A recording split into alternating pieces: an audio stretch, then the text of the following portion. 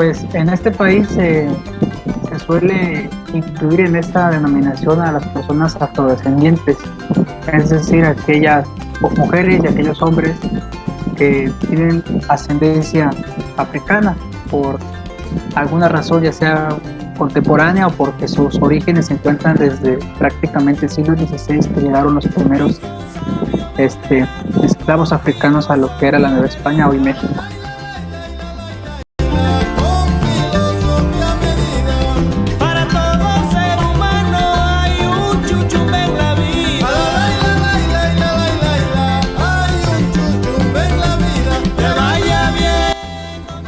En el siglo XVI, como estaba comentando, ya una vez que se logró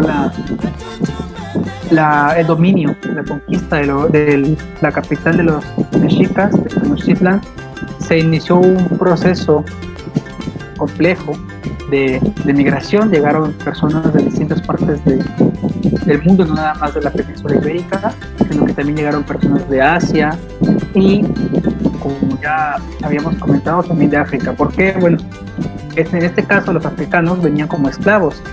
Se les consideraba pues la mejor raza, usando términos de aquella época, para realizar los trabajos propios, demandantes físicamente de un esclavo, ¿no? Por su resistencia física, por sus capacidades y cualidades físicas, y por la manera en cómo se adaptaban rápidamente a las inclemencias del tiempo.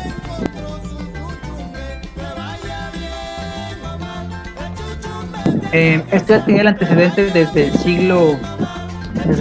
finales del siglo XV, cuando Cristóbal Colón había llegado a las distintas Antillas. Ahí también había traído negros con él, y bueno, ya en el siglo XVI las primeras expediciones de los españoles, Francisco Fernández de Córdoba, Juan de Grijalva, también habían traído con ellos esclavos. De Cuba, pues ahí en Cuba, donde salían estas expediciones, pues ya también había una gran presencia de esclavos, ya que en este territorio español habían aniquilado, se habían muerto prácticamente toda la población indígena de esta isla, y entonces tuvieron que rellenar ese vacío con negros. Por eso es que Cuba tiene una marcadísima presencia negra, ¿no? Porque pues ocupaban el lugar de los nativos. Entonces en Veracruz, que era el único puerto permitido para comercializar, para llegar y salir personas, mercancías, dinero y demás, pues fue el lugar donde llegaban todos los barcos negreros que compraba y que permitía el Imperio Español que llegaran para bajar toda la carga de esclavos que acababan de capturar de África, para ponerlos a la venta. Y fue entonces aquí el punto, pues, desde el cual los negros llegaban y eran vendidos. Algunos lograban escapar y se iban refugiando en estas llanuras costeras que estaban prácticamente pues poco habitadas, y posteriormente pues se fueron quedando sin nativos, sin indígenas. Había pocos españoles y la población africana se fue asentando y creciendo más y más, hasta que posteriormente pues se convirtió en la mayoría de la población de la departamento.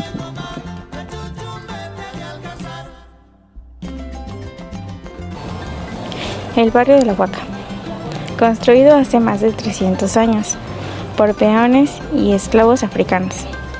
Es el origen de una identidad mexicana forjada por una tercera raíz, los negros africanos, con todo y su música, comida y alegría por la vida. Es el único vestigio que nos da la identidad y la amalgama de razas que llegaron a América, afirma Noemí Graciela Palomino Galván, la líder de los habitantes del barrio, compuesto por 28 patios y 8 manzanas construidos en el siglo XVII.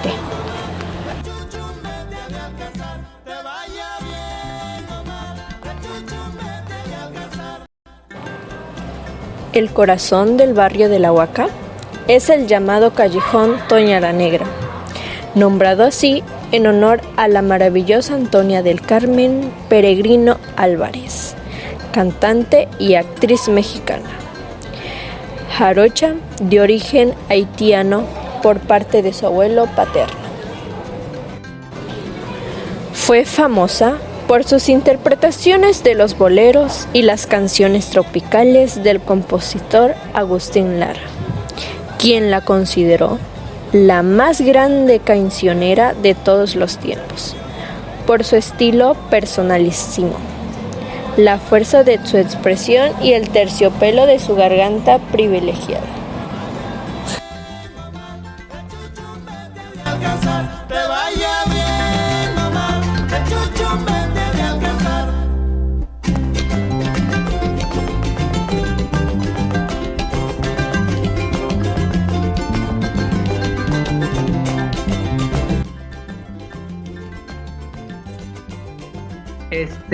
Una vez que llegaban, como decía, varios escapaban.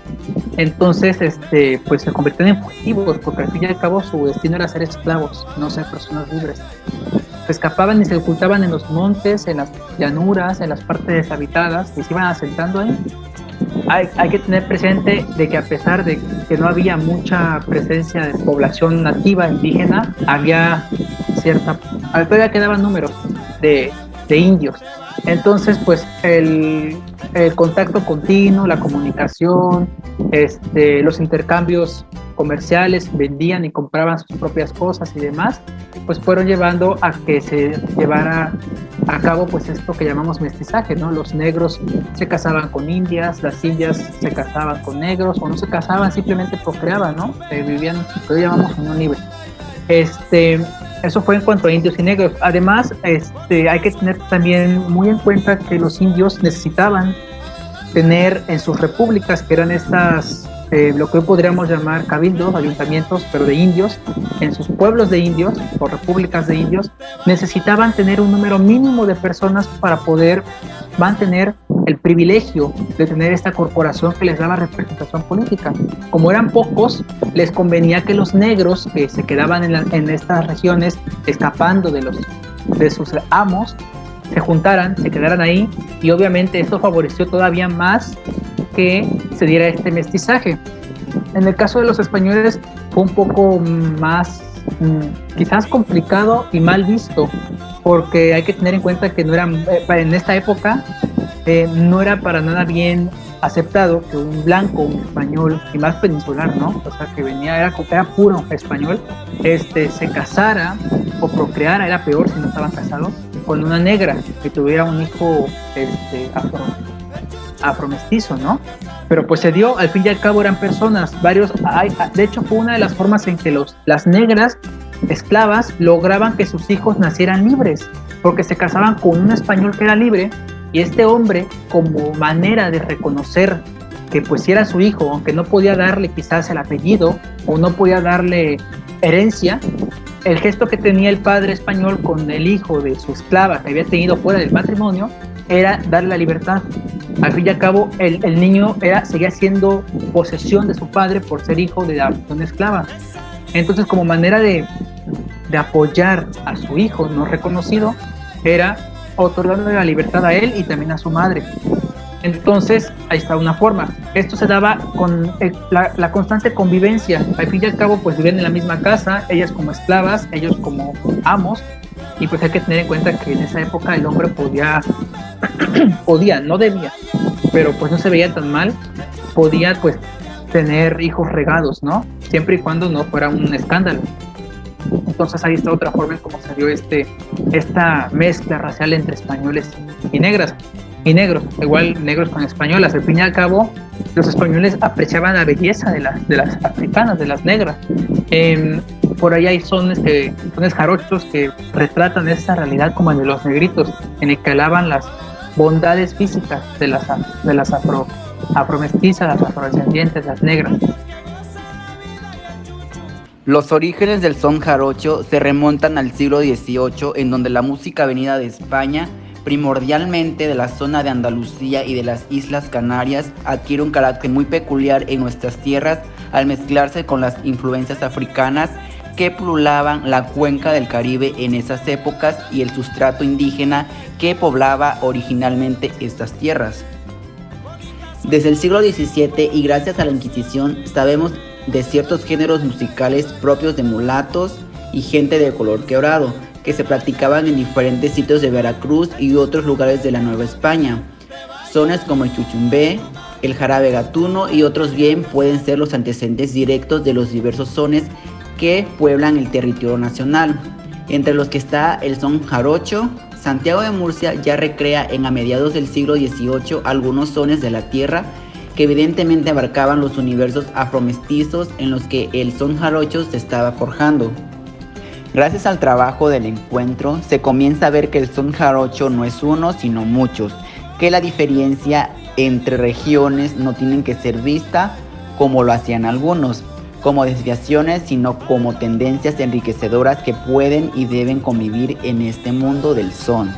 Durante sus más de 20 emisiones, el encuentro ha sido posible el intercambio de experiencias entre los jóvenes que descubrían esta música y aquellos que llevaban más de medio siglo tocándola bajo el cielo sotaventino. También por primera vez era posible escuchar y apreciar las diferencias de grupos disímbolos que bien podían provenir de comunidades rurales indígenas que de áreas plenamente urbanas. Estar formados por músicos amateurs que por profesionales, solistas o grupos, es decir, la diversidad. Importante de la aportación de los negros de la tercera raíz, pues fue el sabor que le pusieron a la cultura veracruzana. Por ejemplo, los instrumentos de percusión los trajeron ellos. El cajón que se usa en el fandango es aportación de ellos. La forma de cantar los versos del fandango de son jarocho también es de ellos.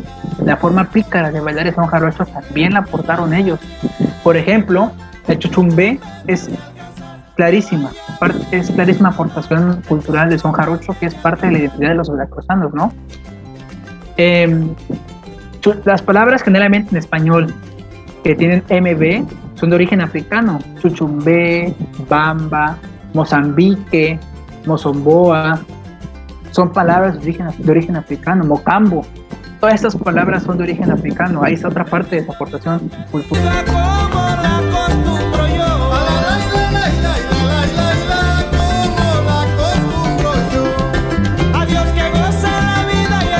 El chuchumbé porque fue un son que la Inquisición, que era la institución encargada de mantener el orden y los buenos valores, las buenas costumbres, prohibió por la forma en que se cantaba, lo que decía y cómo se bailaba. Todas esas tres cosas es parte de la aportación de los negros. ¿Por qué? Porque la letra, por ejemplo, una parte del son dice: esto fue escrito, que se le atribuye a ellos, a los negros. En la esquina está parado un fraile de la Merced con los hábitos alzados enseñando el chuchumbé. Entonces ya podemos inferir qué significaba chuchumbé. Chuchumbé significaba o hacía referencia a los genitales. Según este son de burla, el sacerdote estaba en la esquina con los hábitos, con la ropa religiosa levantada, enseñando el pene. Era una forma de sátira y de burla a la hipocresía de los religiosos, ¿no? Que se las daban de gente santa, correcta y demás, y pues tenían hijos regados, tenían relaciones sexuales y demás. Entonces, pues obviamente por todo esto, imagínate el escándalo que causó, ¿no? Fue prohibido. Por ahí también mencionan que chuchumbé me has de agarrar, o sea, eran sumamente pícaros. Esta fue parte de su aportación. El son jarocho no tendría esta picardía que conocemos hoy si no fuera por ellos. Otro son que también es muy, muy marcado, tal vez no lo escribieron ellos, pero sí hace referencia a su aportación, es el de los negritos. También, y muy bonito, por cierto. Ahí está otra parte de su aportación. Otra más es, pues como comentaba, las palabras que incorporamos a nuestro idioma, ya dije algunas.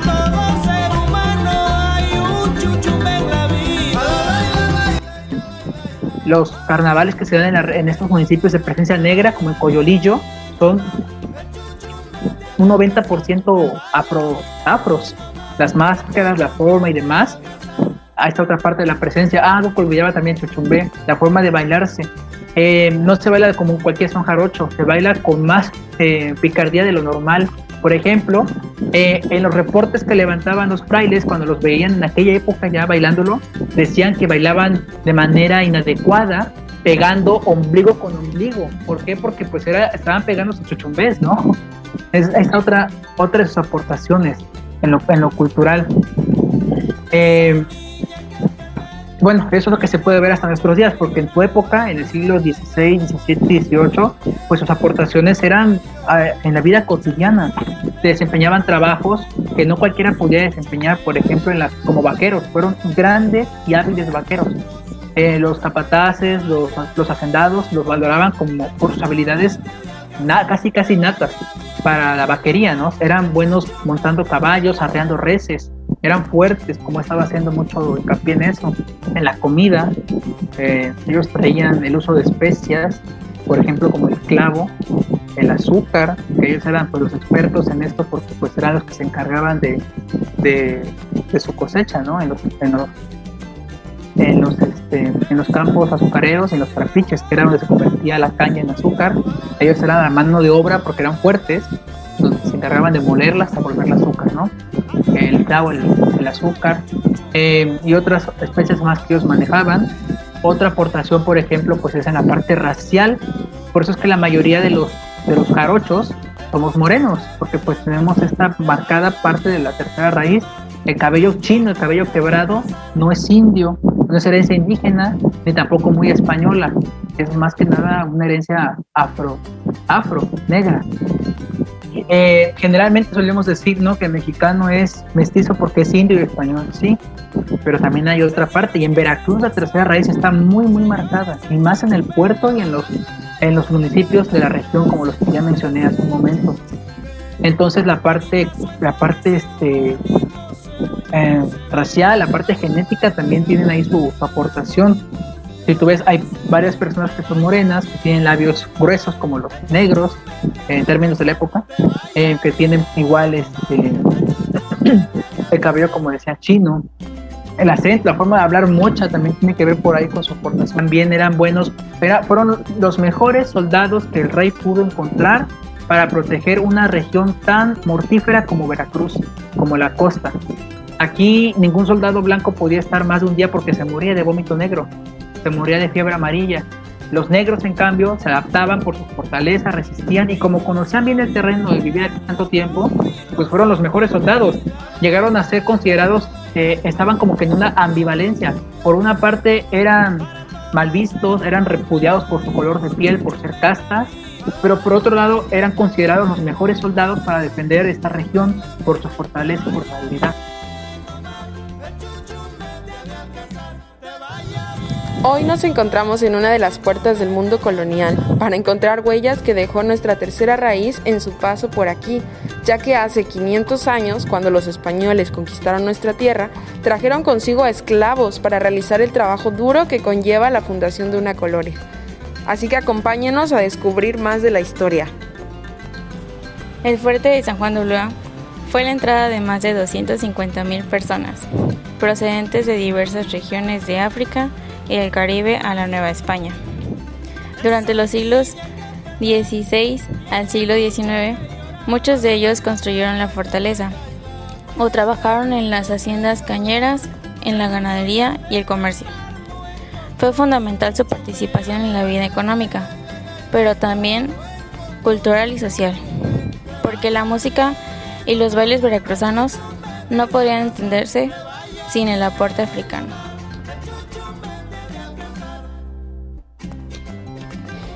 El fuerte de San Juan de Ulúa, en el estado de Veracruz, fue proclamado sitio de memoria de la esclavitud y de las poblaciones africanas y afrodescendientes por el INAH, Instituto Nacional de Antropología e Historia, y la UNESCO, Organización de las Naciones Unidas para la Educación, la Ciencia y la Cultura, a través del proyecto internacional La Ruta del Esclavo: Resistencia, Libertad y Patrimonio.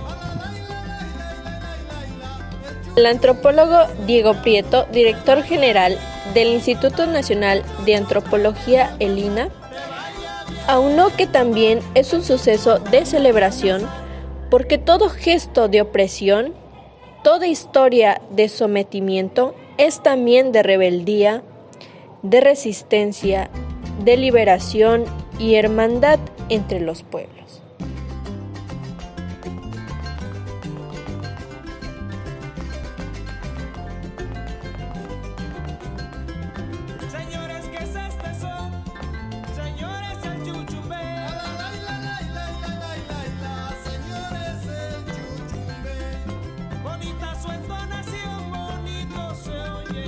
La música veracruzana no sería posible sin el aporte, la sensibilidad, el color y el gusto de las poblaciones afrodescendientes y negras, que son fundamentales para entender el componente pluricultural que tiene la nación mexicana.